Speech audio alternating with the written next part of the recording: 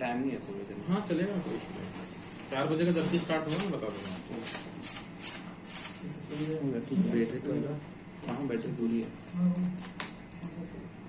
पूरी है पूरी है।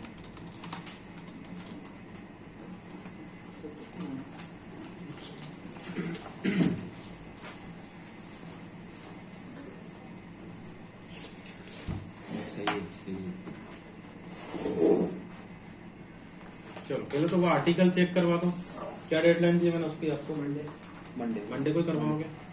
कुछ पूछना तो नहीं है, कोई अटका तो नहीं कहीं आर्टिकल में? और इधर क्या चल रहा है अपना गूगल एड्स में? अच्छा कन्वर्जन कीजिए लोग।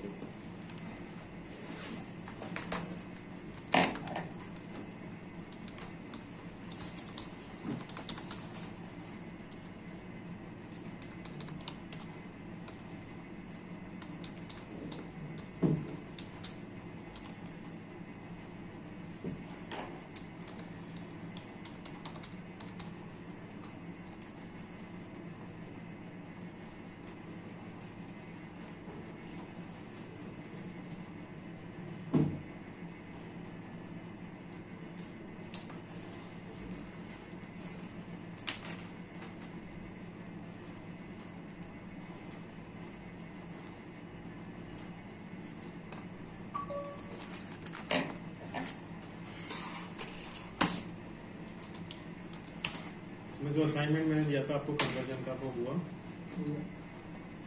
कोई डाउट किसी को? आपको टैग बना, आपको कंटेनर ये किसका है? इन्होंने तो स्टार्ट ही नहीं किया अभी। तो मुझे ऐसा अकाउंट हो जिसने स्टार्ट कर दिया होगा।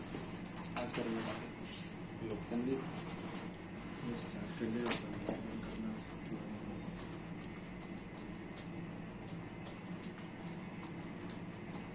सही। सैटरडे रिवीजन क्लास ले लेंगे क्या? बहुत मुश्किल है सैटरडे को। आप लोग रेगुलर डे में रख लो, कोई इशू नहीं है। कल रख लो, कल मैं आगे नहीं पढ़ाऊंगा, रिवीजन करवाता हूँ, कोई दिक्कत नहीं। वैसे भी आप लोगों का सिलेबस तो आगे ही चल रहा है टाइम से पहले।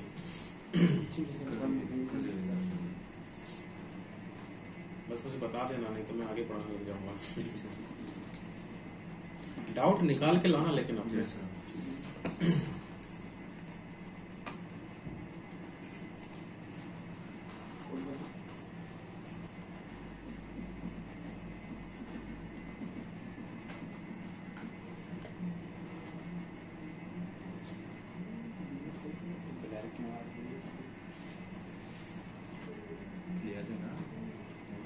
लाइन सारी है।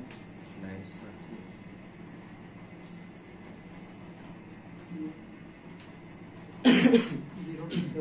0272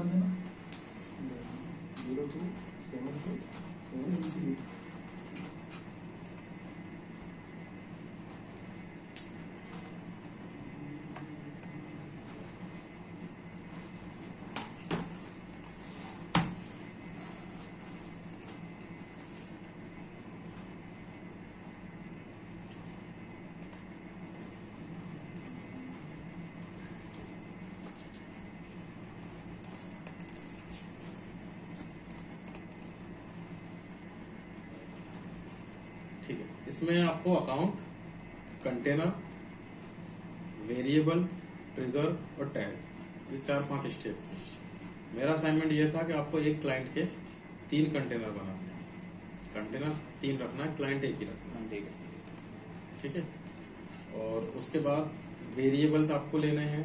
ट्रिगर था हमारा लैंडिंग पेज, और टैग था हमारा ऑडियंस सोर्स, कि वो ऑडियंस कहाँ से आई है जिसको अपन ये फॉर्म वगैरह भरवा रहे हैं। तो गूगल एड्स को मैंने इसमें रखा। तो कोई डाउट हो किसी को तो पूछ लीजिए पहले इसमें, टैग बनाने में, ट्रिगर में या वेरिएबल्स में, किसी में। सर वो गूगल एड्स में जो आपने बताया था ना, उसमें जाकर करना है। टैग जो रहेगा वो आपका हमेशा वो रहेगा जिसका जहां से आपका ट्रैफिक जनरेट हो रहा है। जैसे अभी हम लोग क्या पढ़ रहे हैं, गूगल एड्स, तो ट्रैफिक हमारा कहाँ से आ रहा है? गूगल एड्स से आ रहा है। तो ये आपका ये गूगल एड्स से आ रहा था, इसलिए अपन ने गूगल एड्स में सेटअप करा। एग्जैक्टली। अब आगे जब आपको फेसबुक पढ़ाऊंगा तो मैं फेसबुक कनेक्ट करूंगा उसके साथ में। अभी आप गूगल एड्स पढ़ रहे हो तो हम गूगल एड्स को मानकर चल रहे हैं। तो आपका जो टैग होगा वो हमेशा वही होगा जहां से आपका कैंपेन रन हो रहा है। तो अभी हम कैंपेन कहाँ पढ़ रहे हैं? गूगल एड्स पे। तो मैंने आपको गूगल एड्स कनेक्ट करके बताया। बट ये जो कनेक्ट कैसे होगा, आईडी और लेबल से, और ये वैल्यू आपको वही मिलेगी जहां आपका कैंपेन चल रहा है। तो कैंपेन हमारा कहाँ बन रहा है इसमें, तो टूल्स एंड सेटिंग्स में आपको जाना था कन्वर्जन, और यहां से आपको कन्वर्जन बनाना है। वेबसाइट स्कैन करना है यूआरएल को और आगे बढ़ना है। जैसे कोई भी वेबसाइट ले ली,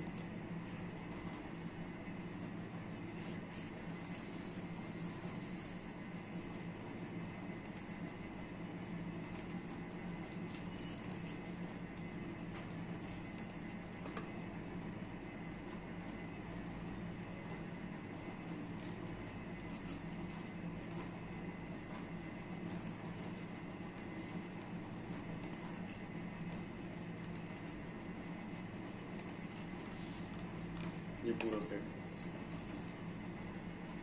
डन करना है। इसको नाम दे देना,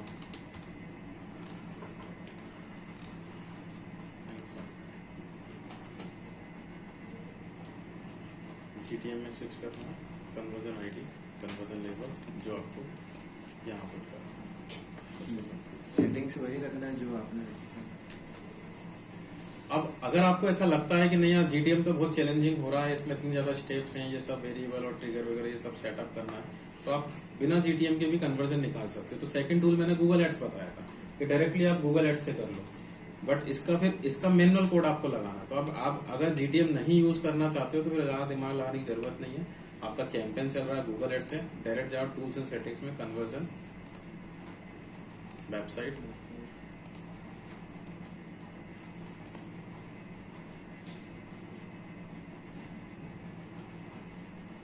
ये कौन सी वेबसाइट लेंगे सर जिस पे आपने कोड लगाना है, जिसको हम फाइनल यूआरएल में यूज करते हैं। अब ये ऑप्शन आपके वही हो जाएंगे।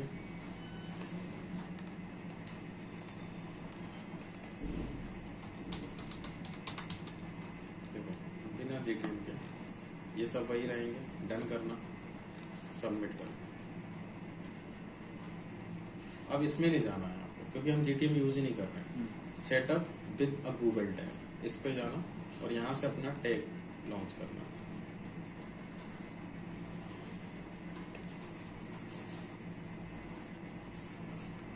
इंस्टॉल है गूगल टैग।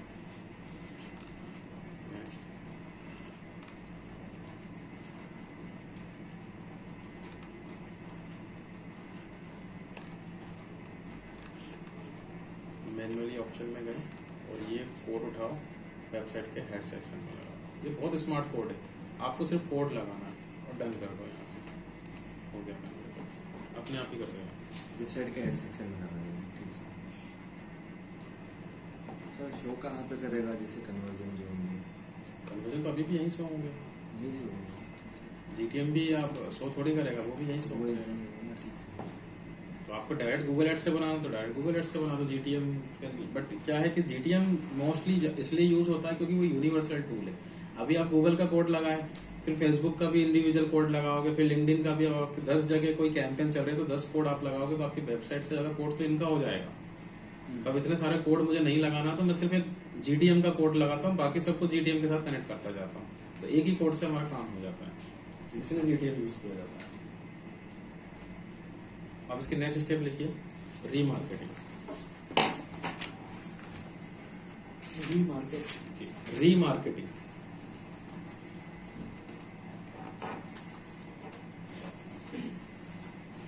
देखिए, जिसने फॉर्म भर दिया उसको तो हमने कन्वर्ट कर लिया और उनको फिर से रिपीट एडवर्टाइजमेंट नहीं दिखाना।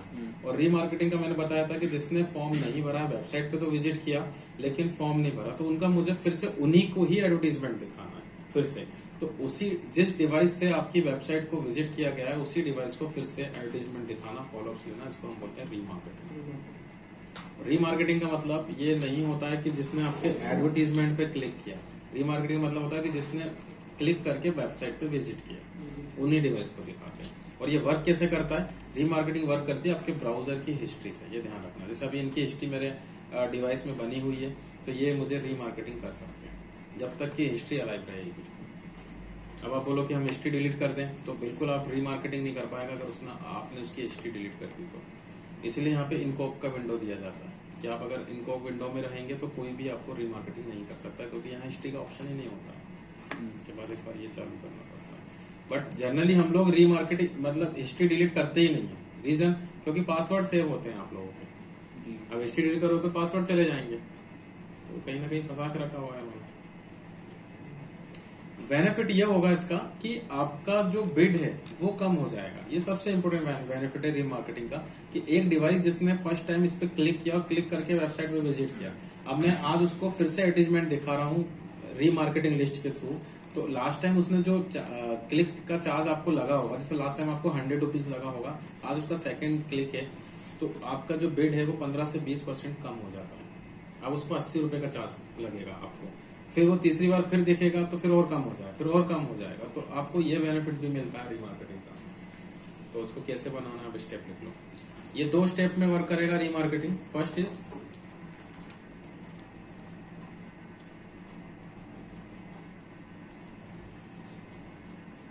Audience source setup.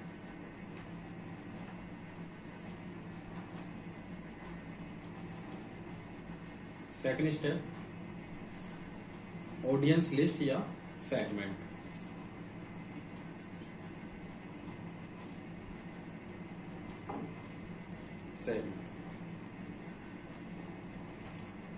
Audience source का मतलब है ट्रैफिक सोर्स, अगेन कि आपका ट्रैफिक कहां से आ रहा है, और लिस्ट का मतलब है टारगेट पेज या landing page.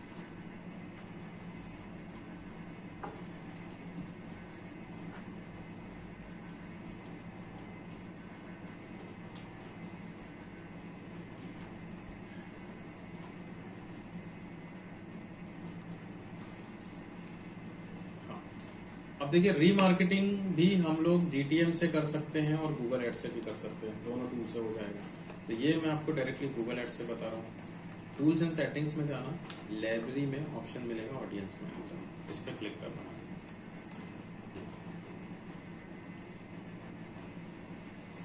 And step first source setup, कि कहाँ से वो ट्रैफिक आ रहा है जिसका मुझे रीमार्केटिंग करना है। अगर आपका ट्रैफिक गूगल एड्स के ट्रैफिक से आ रहा है, एडवर्टीजमेंट से, तो आपका सोर्स गूगल एड्स होगा।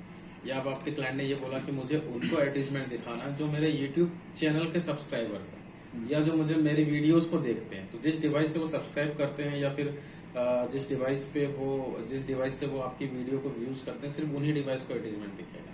समझ गए आप? ठीक है। या उसने बोला कि मुझे उन्हीं को एडवर्टीजमेंट दिखाना जिनके डिवाइस में मेरी एप्लीकेशन इंस्टॉल्ड है।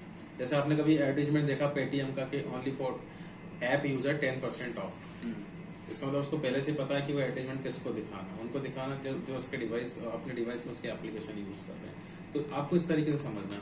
आपने बोला कि मुझे सभी टाइप का ट्रैफिक है, मेरा डायरेक्ट ट्रैफिक, एसईओ वाला सभी को दिखाना है, तो फिर हम इसका यूज करेंगे। तो अभी आप पढ़ रहे हो गूगल एड्स, तो आपको गूगल एड्स यूज करना है। एडिट।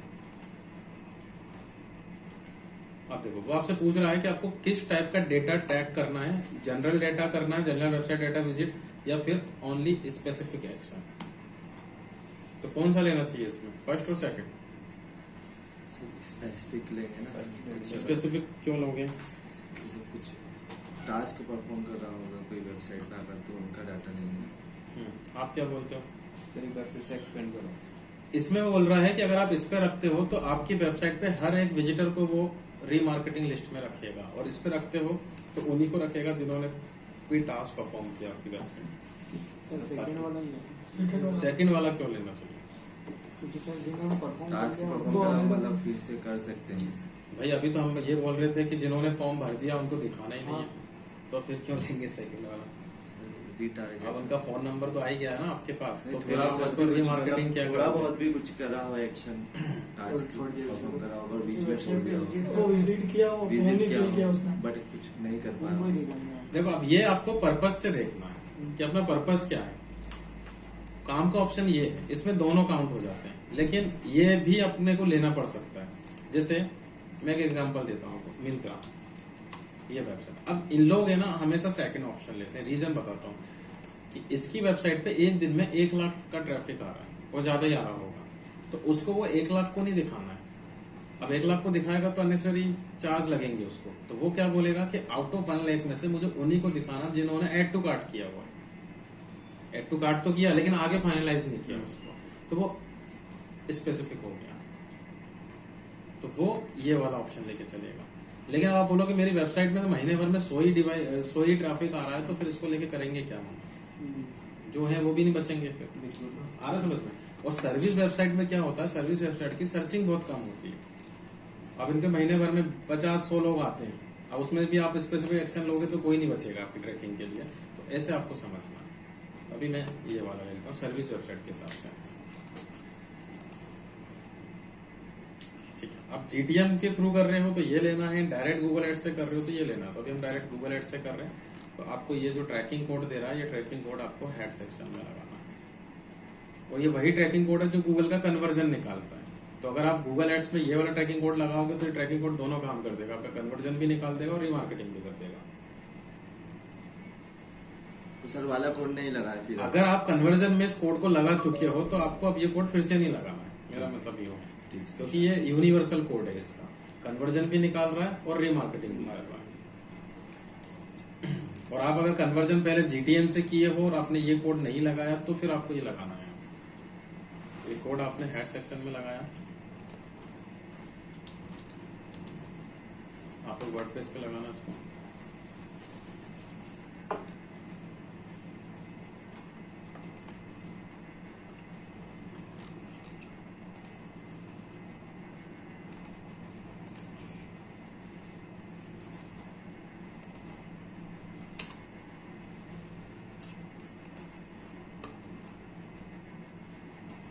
ठीक है, अब अपने को क्रॉस चेक करना है कोड लग गया या नहीं लग गया।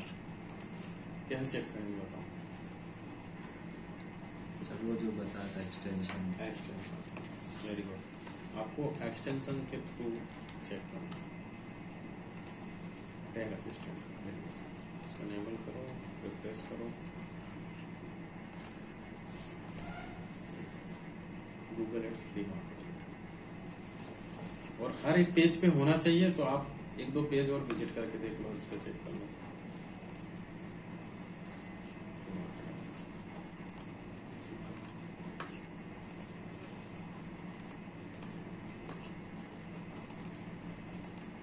तो ये आपकी एक स्टेप डन हो गई।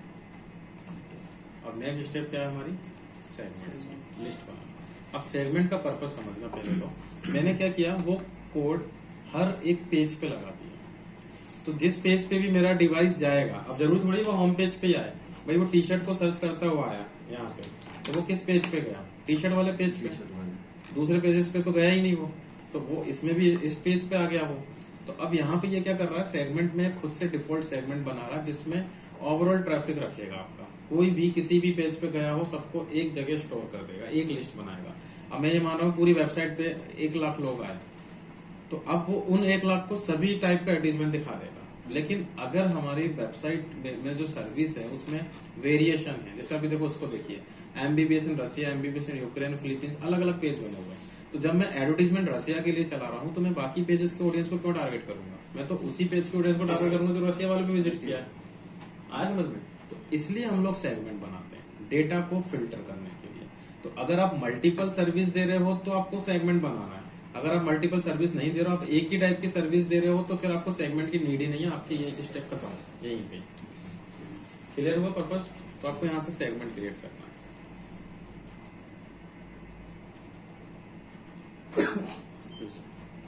वेबसाइट विजिटर्स, जैसे मैं इसी वेबसाइट को अगर टारगेट करके बताऊं आपको, तो मेरे पास यहाँ पे MBBS in Russia, MBBS in Ukraine. अब मैं चाह रहा हूँ कि रसिया वाला जो पेज है उस पर जो विजिट किया उसका डेटा मुझे सेपरेट चाहिए, तो मैंने उसको एक नाम दे दिया,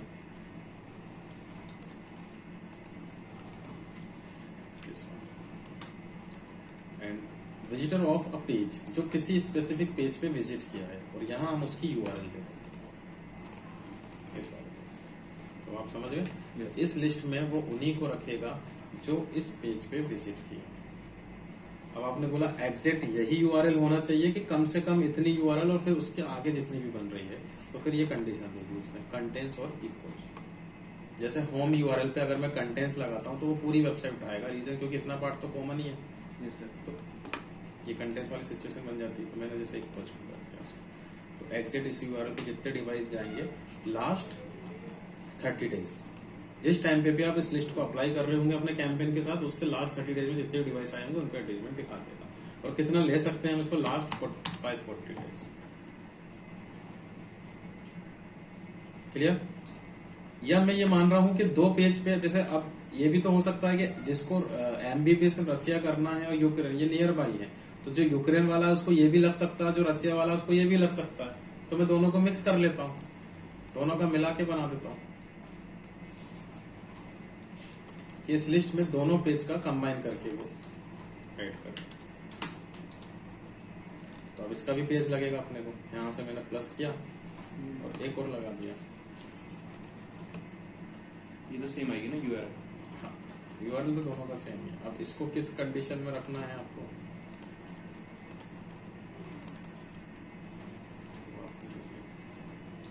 अब दोनों पेज पे जो डिवाइस जाएंगे उनका वो बनाएगा। ये इक्वल्स एंड कंटेंट्स को एक बार फिर से repeat करना। हाँ, इक्वल्स मतलब ये है कि एग्जैक्ट जितनी बार ब्राउजर में ये यूआरएल आएगी उसको लिस्ट में रखेगा। कंटेंट मतलब कि कम से कम इतनी यूआरएल, आगे कुछ और भी होंगे उसके तो चलेगा। जैसे होम यूआरएल के आगे हर यूआरएल चेंज होती है, तो आपने सिर्फ होम यूआरएल को कंटेंट किया, पूरी वेबसाइट डालेगा वो। उसको कंटेंट्स बोलते हैं कि कम से कम इतना होना चाहिए। जैसे फ्रेज में मैंने कीवर्ड टाइप आपको पढ़ाया था, कितने वर्ड होने चाहिए, उसके अलावा आगे पीछे कुछ भी हो चलेगा। ये इक्वल्स में यही इक्वल्स में एग्जैक्ट यही होना Exact चाहिए। इसमें से एक भी कम ज्यादा हुआ तो वो वर्क नहीं मतलब ये करेगा। दो, जैसे ये पेज लगा है तो इसी पर होगा तो ही होगा। हाँ, तो जब आप 2 पेज ले रहे हो तो उसमें भी उसने देखो कंडीशन दी कि पेज को आपको और में रखना है या एंड में रखना है। अगर मैं एंड में वो पेज रख रहा हूँ, डिफाइन, और ये मैंने यूआरएल ले ली, तो इसका मतलब ये है कि वो डिवाइस दोनों ही पेज पे विजिट करना चाहिए, तब वो ऐड करेगा लिस्ट के अंदर। इस पे भी विजिट करना जरूरी है और इस पे भी विजिट करना जरूरी, तब वो लिस्ट में ऐड करेगा। अब आप बोल रहे हो कि दोनों में से किसी एक पे भी विजिट कर जाए तो भी आ जाए लिस्ट में, तो फिर आपको और लगाना है। तो अब ये कंडीशन क्या बन गई अपनी, कि दोनों में से किसी एक पे भी विजिट करेगा तो वो ले लेगा उसको। चलो ये हो गया। अब आगे बढ़े। एक ऑप्शन दिया प्री फिल ऑप्शंस। इसका ये मतलब है, जैसे अभी मैंने आपको बताया कि हमने पहले सोर्स सेटअप किया और वेबसाइट में कोड लगा दिया हर एक पेज पे। तो जिस दिन आप कोड लगाते हो उस दिन से ये लोग ट्रैकिंग स्टार्ट कर देते हैं। आपने 3 महीने पहले कोड लगाया था, उसके पास डेटा है, लेकिन हम उसको पेज सेपरेट करके बता रहे हैं कि मुझे इन दोनों पेजेस का मुझे डेटा चाहिए। तो आप कोड लगा चुके हो पहले ही, तो लास्ट 30 डेज का डेटा वो खुद से ही दे देगा आपको। लेकिन भाई अगर आपने कोड आज ही लगाया तो फिर ये थोड़ी वर्कआउट करेगा, क्योंकि जिस दिन से कोड लगता है उस दिन से वो ट्रैकिंग करते हैं। ओके, तो फिर ये ऑप्शन वर्कआउट नहीं करेगा। या फिर आपने लगाया 3 महीने बाद पहले और आपको डेटा आज से ही चाहिए, तो फिर आप इस पर रख देना, तो वो आज से ही स्टार्ट करेगा।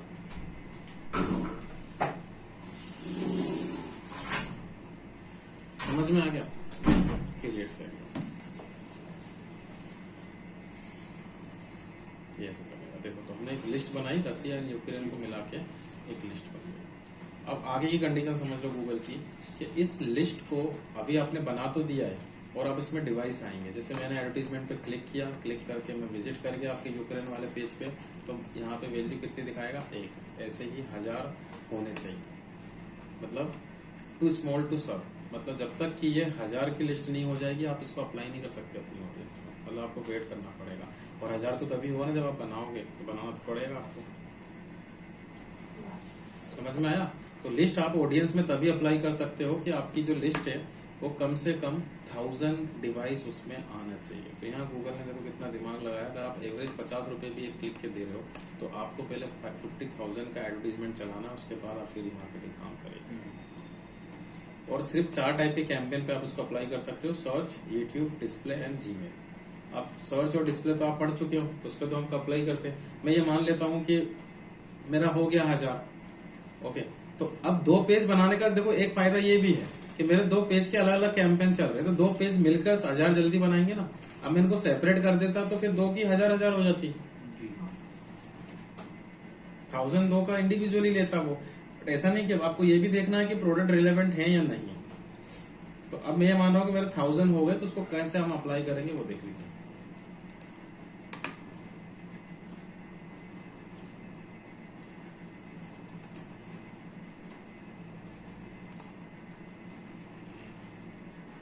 Search, display, YouTube and Gmail 4 campaign में। तो जैसे अभी आप लोग सर्च और डिस्प्ले 2 कैंपेन बना चुके हो, तो जैसे मुझे इसको सर्च पे अप्लाई करना है।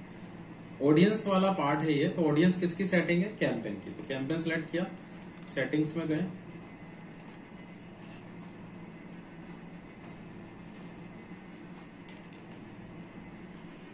चलो ऑडियंसेस में जाना है, ऑडियंसेस में गए,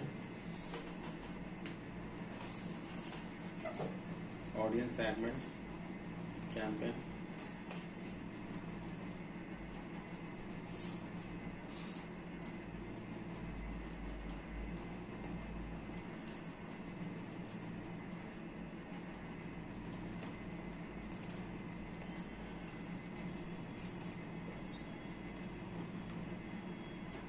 रीमार्केटिंग। ये वही ऑप्शन है जो मैंने आपको डिस्प्ले में पढ़ाया था, एफिनिटी, इन मार्केट, रीमार्केटिंग आपको लिखवाया भी था और स्टार भी लगाया था। उसी ऑप्शन को ओपन करना, वेबसाइट भी आपकी लिस्ट आ जाएगी और इस लिस्ट को सेलेक्ट करना। तो इस लिस्ट में जितने डिवाइस है उसके अकॉर्डिंग आपका एडजस्टमेंट। और आप साइज भी देख रहे हो यहाँ पे कर्सर रख के, आपकी लिस्ट का साइज 0 है, तो ये तो अभी वर्क ही नहीं करेगा। मिनिमम 1000 का साइज होना चाहिए। 1000 से ऊपर मानकर चल रहे हैं हम, तो देखो इसमें भी इसने 2 ऑप्शन दे दिए कि आप लिस्ट को किस में रखना चाहते हो, ऑब्जर्वेशन में या टारगेटिंग में। अगर आप इसको टारगेटिंग में रखते हो तो उसका ये मतलब है कि इस लिस्ट में जितने डिवाइस हैं, जैसे जो 1200 डिवाइस इस लिस्ट में है, वही आपका कीवर्ड टाइप करेंगे तो उन्हीं को एडवर्टाइजमेंट दिखाएगा, जो लिस्ट में नहीं है उनको नहीं दिखाएगा वो। मतलब सिर्फ और सिर्फ लिस्ट के एग्जिस्टिंग यूजर को ही दिखा रहा है ना। लेकिन अगर आप इसको ऑब्जर्वेशन में रखोगे तो वो आपको जो लिस्ट में है उनको तो दिखाएगा ही दिखाएगा, प्लस जो लिस्ट में नहीं है उनको भी दिखाएगा, तो आपकी लिस्ट भी बढ़ती रहेगी, नए लोग भी आते जाएंगे उनके। तो हमें वो ऑब्जर्वेशन रेकमेंड कर रहा है। तो आप लोग ध्यान रखना, मैंने आपको बताया था कि जो ये वाला जो कैंपेन होता है, सर्च कैंपेन, जो आज गूगल पे सर्च कर रहा है वो ज्यादा काम का, या जिसने 2 महीने पहले सर्च किया वो ज्यादा काम का है। आज जो सर्च कर रहा है वो ज्यादा काम का है, क्योंकि वो नीडी है, ये सेल्स का काम है पूरा। ओके, तो इस केस में आपको हमेशा ऑब्जर्वेशन लेना, क्योंकि नए लोगों को भी टारगेट करना है अपने को। अब अगर आपने पैकर्स मूवर की सर्विस ले ली है 2 महीने पहले, तो अब आज थोड़ी सर्च करोगे। तो मैं आपको क्यों दिखा रहा हूँ एडवर्टाइजमेंट, मुझे तो खुद ही समझ में नहीं आ रहा। आया समझ में? तो आप लोग सर्च कैंपेन में ऑब्जर्वेशन लेना। लेकिन जब मैं डिस्प्ले कैंपेन की बात करता हूँ, डिस्प्ले कैंपेन होता है ब्रांड अवेयरनेस के लिए, वो सेल्स के लिए नहीं होता है। तो वहां हम बार बार दिखाते हैं, उस चीज में फायदा है, अवेयर करवाने वाला काम है।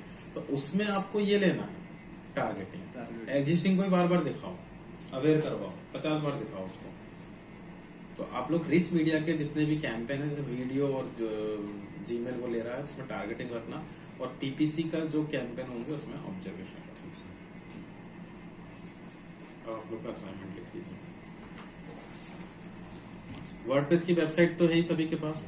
सबसे पहले आपको 4 पेज क्रिएट करने हैं। जैसे मैंने आपको स्टार्टिंग में असाइनमेंट दिया, डिजिटल मार्केटिंग एजेंसी का एक पेज बनाना, स्टॉक मार्केट का, ऐसे 4 पेज और बनाना। एक बनाना डिजिटल मार्केटिंग सर्विसेज का, एक बनाना एसईओ सर्विसेज। हाँ, 4 पेज क्रिएट करना वेबसाइट में। Digital marketing service, SEO service, ACM services, social media services, social marketing services, और एक लेना। कितने हो गए? 4 हो गए, बस 4 ही रहने दो। अब इनकी आपको रीमार्केटिंग करना है। तो ये जो वेबसाइट है जिसमें आप पेज बना रहे हो, पहले सोर्स सेटअप कर लेना, उसमें वो ग्लोबल साइट टैग जो मैंने अभी बताया, रीमार्केटिंग कोड, वो लगा लेना, और फिर इनकी लिस्ट बनाना। अब लिस्ट 3 बनेगी, एसीओ और एसीएम को मिला के एक लिस्ट बनाना।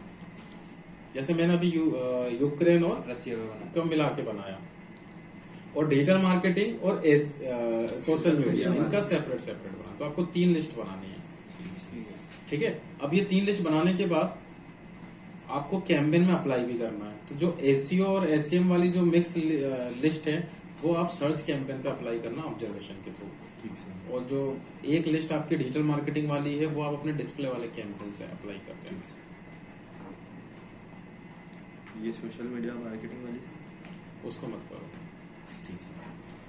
दोनों भी कर सकते हो आप। जैसे 2 लिस्ट भी आ गई तो मैंने एक साथ दोनों लिस्ट कर दी। और एक लिस्ट गूगल खुद बनाता है आपके लिए, ऑल विजिटर्स। बट प्रॉब्लम ये है कि इसमें वो मिक्स कर देगा सब, अपने आप ही बना देगा। तो मैंने आपको सर्च कैंपेन बढ़ा दिया, मैंने आपको डिस्प्ले बता दिया, मैंने आपको कन्वर्जन बता दिया, मैंने आपको रीमार्केटिंग बता दिया। अब नया कैंपेन हमारा लिखो, नेक्स्ट लिख लो, कल से स्टार्ट करेंगे। PLA, product listing advertisement. ये ई कॉमर्स वालों के लिए, ब्रैकेट में लिखना e commerce inventories. Product listing क्या है? एडवर्टीजमेंट PLA, ब्रैकेट में लिखना ई कॉमर्स।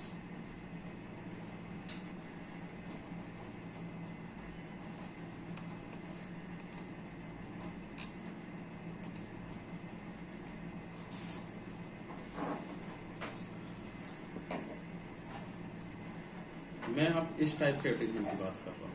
ये देखिए, देख रहे हो, एड्स बाय गूगल। ये फिजिकल प्रोडक्ट जो बेचते हैं, Myntra, Flipkart kind of businesses, उनके लिए ये वाला एडवर्टीजमेंट। अब इसमें कितने प्लेसमेंट होते हैं देखो, एक तो यहाँ दिख रहा है, और एक गूगल ने अलग से यहाँ पे एक शॉपिंग सेक्शन बनाया है। इस पे आप क्लिक करोगे तो यहाँ भी आपको दिखेगा ये चल रहा है। एक इमेज वाला सेक्शन है, इसमें भी आपको दिखेगा ये चल रहा है। तो ये उससे आया। इसके लिए हमें लेना है अब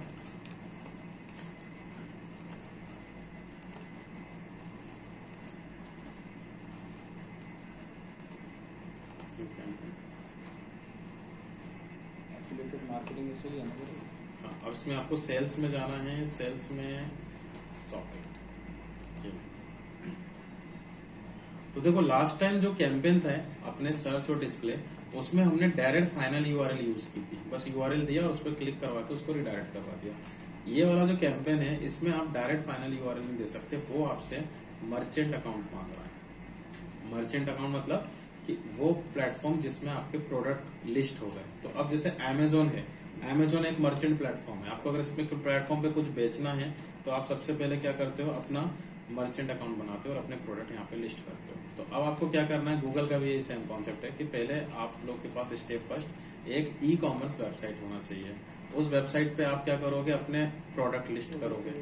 प्रोडक्ट लिस्ट करने के बाद उस वेबसाइट को अब आप डायरेक्ट गूगल एड्स पे नहीं चला सकते, पहले आपको गूगल मर्चेंट पे जाके उसको लिस्ट करना पड़ेगा यहाँ पे प्रोडक्ट। फिर इस मर्चेंट को हम गूगल एड्स से कनेक्ट करेंगे, उसके बाद एडवर्टीजमेंट चलेगा। तो अब गूगल मर्चेंट में और फेसबुक मर्चेंट और अमेजोन में क्या डिफरेंस हुआ? तो देखो, अमेजोन क्या है, एक ऑल इन वन प्लेटफॉर्म है। ये सारा काम खुद ही कर रहा है कि आपको सिर्फ प्रोडक्ट देना है, बेचेगा भी वो, वेबसाइट भी अपनी यूज करेगा, पेमेंट गेटवे भी अपना यूज करेगा, डिलीवर भी उससे ही बंदा करवाएगा, आगे समझ में। लेकिन आपसे बदले में 20 से 25% कमीशन भी लेगा। तो वो उसका बिजनेस होता है। तो अमाउंट इसके अकाउंट में जाता है, वो अपना 25% निकाल के सेटल कर देता है मर्चेंट के अकाउंट में।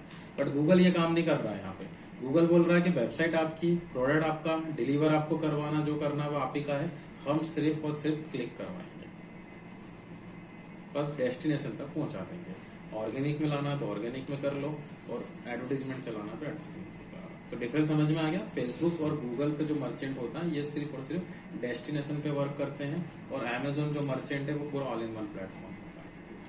तो अपने पास अब क्या होना है, अपने पास एक ई कॉमर्स वेबसाइट होना चाहिए, स्टेप फर्स्ट। ठीक है, तो अभी आप लोगों ने जो वेबसाइट बनाई थी वर्डप्रेस में, उसको अब आपको ई कॉमर्स में एक वेबसाइट सेटअप करना। दे दो मुझे एक वर्डप्रेस की वेबसाइट। अभी करें या कल करें? कल करते हैं, मंडे को क्या कल तो रिवीजन क्लास है। ठीक है, मैं भाई तेरे सामने कर रहा हूँ।